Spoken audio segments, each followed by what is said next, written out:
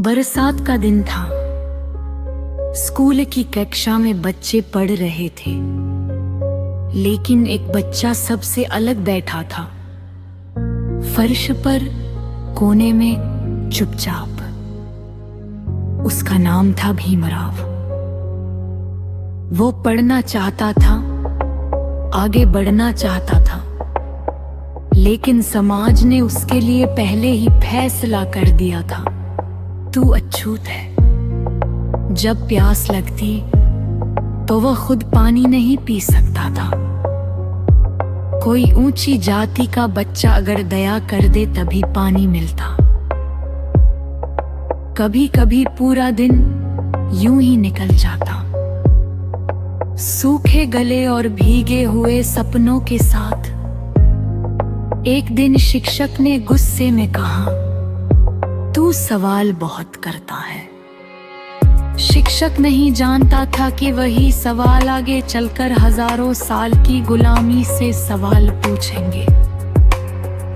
Bhimrao university, London school of economics.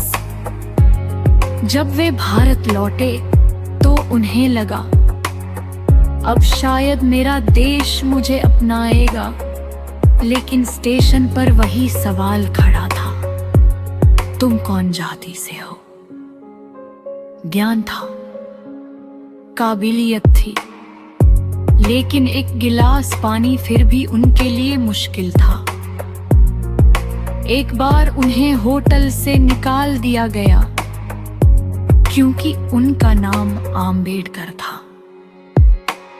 एक बार बैलगाड़ी वाले ने सवारी से उतार दिया क्योंकि अछूत को बैठाने से गाड़ी अवित्र हो जाती है। सोचिए, जिस आदमी ने दुनिया की सबसे बड़ी किताबें पढ़ी, वो अपने ही देश में इंसान नहीं समझा गया। कई बार वे अकेले में रोए होंगे, लेकिन उन्होंने वाले आंसू कागज पर नहीं गिरने दिए। उन्होंने उन्हें संघर्ष में बदल दिया। उन्होंने कहा, मैं हिंदू के रूप में पैदा हुआ हूँ, लेकिन हिंदू के रूप में मरूंगा नहीं। ये गुस्सा नहीं था, ये सदियों की पीड़ा की घोषणा थी। आम्बेडकर ने देखा कि अगर समाज नहीं बदलेगा तो कानून बदलना पड़ेगा। और फिर वही आदमी जिसे कभी स्कूल में फर्श पर बैठाया गया था, उसे भारत के संविधान की जिम्मेदारी दी गई। वही हाथ जिन्हें कभी छूना पाप माना गया था, उन्होंने करोड़ों लोगों के अधिकार लिखे। बराबरी का अधिकार, शिक्षा का अधिकार, सम्मान के साथ जीने का अधिकार।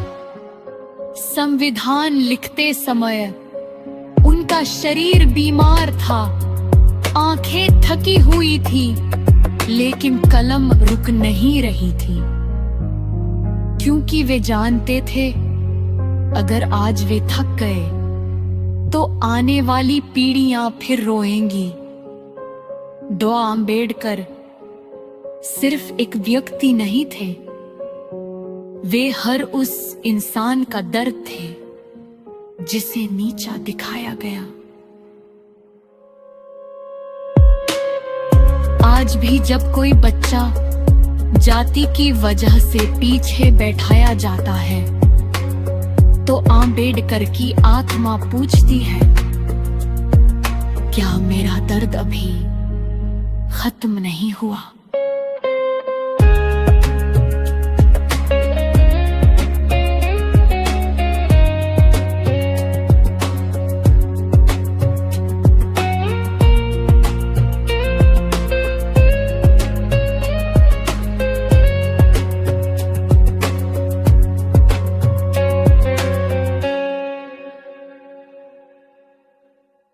बरसात का दिन था।